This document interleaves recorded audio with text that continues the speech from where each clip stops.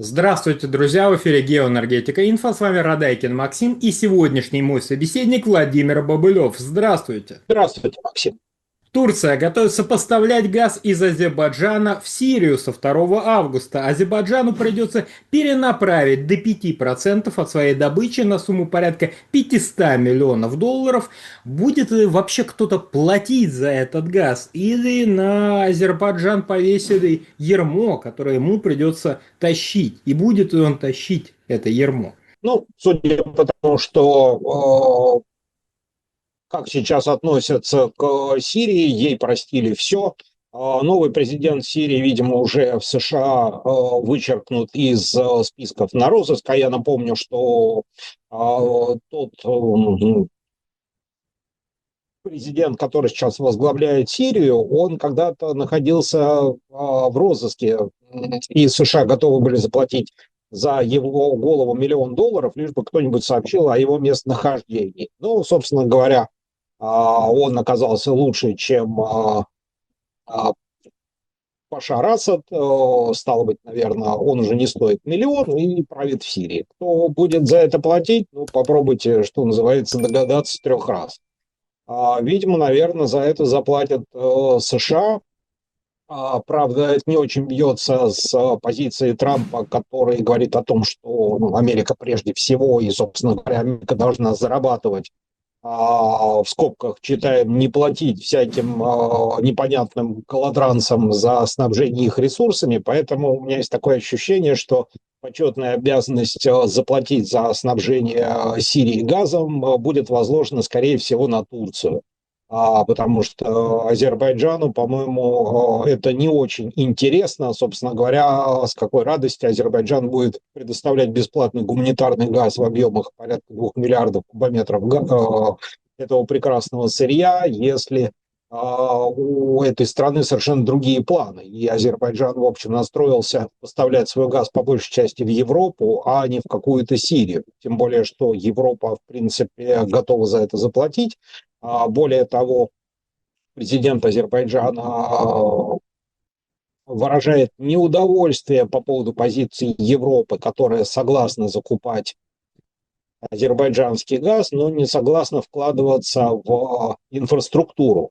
И, собственно говоря, Алиев говорит, что, уважаемые господа европейцы, вы как странно себя ведете, вы говорите о том, что вам нужен газ, вы готовы у нас там купить чуть ли не 14 миллиардов кубометров, а вот вкладываться в инфраструктуру по его доставке, а поставки газа Азербайджана, они в основном сетевые, то есть трубопроводные, то есть в расширение трубопроводов, давайте, мол, вкладывайтесь сами, вот такая позиция Азербайджана не устраивает. Ну, собственно говоря, почему она должна его устраивать в том случае, если он будет снабжать Турцию и через Турцию Сирию этим самым газом. Вполне вероятно, что это будет действительно азербайджанский газ, но поставлять его, возможно, будет Турция, потому что, собственно говоря, именно Турция является одним из основных покупателей азербайджанского газа. Ну и напомню, что практически весь транзит газа из Азербайджана, в том числе в Европу, идет через Турцию. Ну, собственно говоря, что мешает Турции закупить этот азербайджанский газ и потом перепродать его или предоставить в кредит, или в качестве гуманитарного газа, в общем, не знаю, по какой схеме, собственно говоря, поставить в Сирию. С политической точки зрения в регионе, прежде всего, Турция заинтересована в поддержании того режима, который сейчас правит в Сирии, чем Азербайджан. Ну, собственно говоря, пускай Турция за это и платит. Если Азербайджан займет такую позицию, его, собственно, можно понять. А у Азербайджана вообще есть такие объемы газа? Потому что добыча у него снижается из-за специфической добычи нефти, которая все-таки стоит в приоритете у Азербайджана. Они гонят попутный газ в пласт, чтобы поднять давление нефти. И вообще, они наскребут такие дополнительные объемы. Они же вроде все, ну, объемы, которые добывают, они вроде как наперед распродают. Нет? В принципе, ситуация у Азербайджана в этом плане более привлекательна, чем у Казахстана, который вот как раз-то и закачивает газ в пласт, и поэтому там возникают большие проблемы с поставками газа, ну, прежде всего, с внутренним потреблением. У Азербайджана ситуация несколько лучше. Страна производит порядка 50 миллиардов кубометров газа, из которых порядка 25 отправляет на экспорт. Более того, на недавнем форуме президент страны заявил о том, что к 30 году Азербайджан собирается увеличить добычу газа еще миллиардов на 8, ну, собственно говоря, и увеличить экспорт примерно на ту же, что называется, сумму. То есть, в принципе, страна говорит о том, что она готова экспортировать 33 миллиарда. Правда, тут тоже возникает ряд вопросов, потому что растет потребление внутри страны, и тут где-то как-то может сложиться похожая ситуация, как уже она, например, сложилась с, например, Марокко или с тем же самым Египтом, который был крупным поставщиком газа на экспорт и снабжал своим газом Европу, а сейчас он вынужден закупать газ у соседнего Израиля, потому что в силу развития страны, роста экономики, роста потребления Египту не хватает самому. Друзья, YouTube блокирует. Возможно, наш канал следующий, и это видео последнее. Подписывайтесь на наш телеграм-канал Геоэнергетика Инфо, ссылка в описании и закрепленном комментарии. Подписывайтесь прямо сейчас, чтобы не потерять нас. Не ждите окончательной блокировки YouTube. В случае с Азербайджаном, ну, наверное, тут такого взрывного роста ожидать не стоит, тем более Азербайджан очень надеется на дальнейшее развитие добычи на месторождении Шах-Денис, которое, собственно говоря, является основным поставщиком газа в Европу. Ну, плюс ко всему, есть вероятность, что через какое-то время, как раз вот на горизонте, вероятно, 30-х годов потребление газа в Европе может еще более сократиться, потому что, во-первых, Европа начинает очень сильно экономить на поставках газа.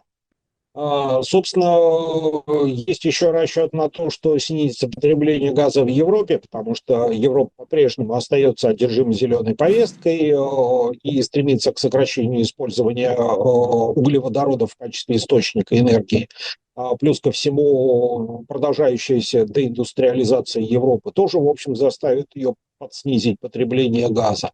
Так что, в принципе, определенные объемы газа на экспорт у Азербайджана найдутся. И, в принципе, вот эти 2 миллиарда, которые хочет Сирия, в принципе, я думаю, что такой вариант вполне возможен. Тем более, как я уже говорил, основным каналом поступления азербайджанского газа, собственно говоря, как в Европу, так и в другие регионы, является Турция. Поэтому если Турция так заинтересована в снабжении Сирии газом, то здесь возможны какие-то варианты каких-то свопов, потому что, например, азербайджанский газ, поставляемый в Турцию, может потребляться в Турции, а Турция может выделять какие-то другие объемы газа, которые проходят через ее территорию, собственно говоря. Когда он выйдет из Турции, уже будет все равно, какой он, что называется, национальность. Он может быть российский, азербайджанский. В данном случае это уже совершенно не важно. Поэтому, в принципе, у Азербайджана, во всяком случае, исходя из планов Алиева по развитию газовой отрасли страны, озвученных объемов, по идее, найдутся объемы и на Сирию, и, возможно, даже на Украину. А я напомню, что такие переговоры между Украиной и Азербайджаном велись и даже закончились подписанием какого-то там соглашения на поставки газа. Такой вопрос. А зачем Сирии вообще газ? Эта страна, в принципе, раньше сама добывала газ в необходимых объемах, ну, по крайней мере, внутреннее потребление покрывало. И этот объем, он с чем-то связан, он должен какой-то дефицит перекрыть или там производство какое-то высокотехнологическое открывают. Ключевое слово раньше. Действительно, до начала войны в Сирии страна действительно добывала много, и причем это была нефтегазовая страна, где добывалась нефть, добывался газ, причем хватало и на внутреннее потребление, и на переработку, и на поставки там, в соседние государства. Ну, а, собственно говоря, гражданская война, которая была там развязана после вмешательства США во внутренние дела страны и после завершения правления Каддафи. Ну, собственно, вот фактически с этого момента страна постоянно находится в состоянии гражданской войны, по территории все время бегают повстанцы, собственно, война не прекращается, собственно, и другие страны участвовали в попытках наладить ситуацию внутри, в том числе и Россия.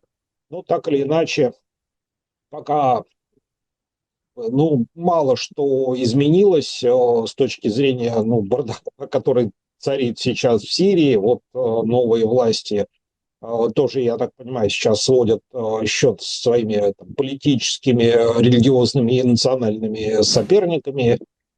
Поэтому говорить о каких-то значимых объемах добычи как нефти, так и газа совершенно бессмысленно. И страна действительно нуждается во внешних ресурсах, потому что так или иначе ну, экономика страны не то чтобы развивается, но хотя бы как-то, в общем, пытается куда-то двигаться и как-то сохраняться, а, собственно, газ необходим для производства электроэнергии, без которого ну, вряд ли какая-то экономика хоть куда-то может двигаться. Хоть в состоянии войны, хоть в состоянии мира. Поэтому, да, действительно, в Сирии присутствует серьезный дефицит газа. Я напомню, что добыча в Сирии и попытки поставлять нефть хоть куда-то регулярно сталкиваются с захватом или перекрытием месторождений, или путей довоза нефти в порты, там, перекрытие газовых поставок. То есть надеяться на внутреннюю добычу в текущем состоянии, как экономическом, так и политическом, стране, наверное, не стоит. То есть потребуются годы и миллиарды инвестиций для восстановления добычи в Сирии хотя бы до тех уровней, которые были до гражданской войны. И финализируя данную тему, хотелось бы поинтересоваться, а зачем хан Эрдоган так акцентировал внимание на Азербайджане? Потому что он мог и так по-тихому перекинуть такие небольшие объемы. Хочу напомнить, там одна Москва потребляет в год 25 миллиардов кубометров газа. А тут 2 миллиарда, несерьезные объемы, и Азербайджан, и вот это. А зачем? Ну, во-первых, без помпы у турков никогда не обходится. Эрдоган любит помпу. Во-вторых, он все время пытается усидеть сразу на двух, трех, четырех, пяти стульях, насколько седалищ хватит. В данном случае он решает вопрос не только энергетической поддержки дружественного ему режима, но и играет на противоречиях, которые складываются сейчас у России и Азербайджана. То есть он все время пытается демонстрировать собственную значимость, а тут получается как бы у России есть определенные сложности в Сирии, определенные сложности с Азербайджаном, поэтому Эрдоган изо всех с удовольствием демонстрирует. И вот Азербайджан на поставки газа в Сирию, где, собственно, Россия долго занимала, в общем, достаточно серьезное место, говорил. Ну, собственно говоря, такая активная демонстрация собственной значимости. Так что, в принципе, он в данном случае не только зарабатывает финансовый, сколько именно политический международный капитал. Владимир, большое спасибо за комментарии. Друзья, подписывайтесь на телеграм-канал «Нефть Капитал». Крайне полезное и интересное издание. Рекомендуем. Ссылки будут в описании и закрепленном комментарии. Там же будут реквизиты для желающих финансово поддержать наш ресурс, чтобы мы и дальше также бодро вещали на всех площадках без монетизации. Спасибо. До новых встреч.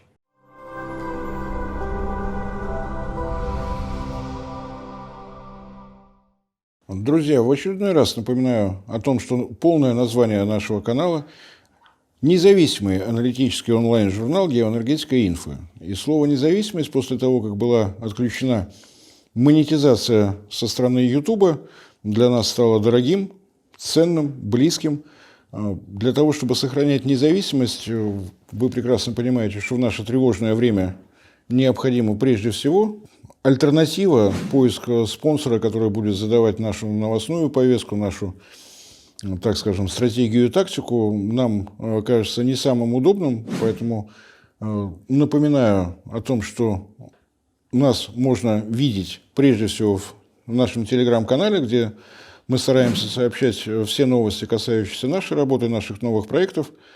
Вы нас можете видеть на портале ВКонтакте, вы нас можете видеть в Дзене, вы нас можете поддерживать за счет того, что у нас имеется страница на Sponsor.ru.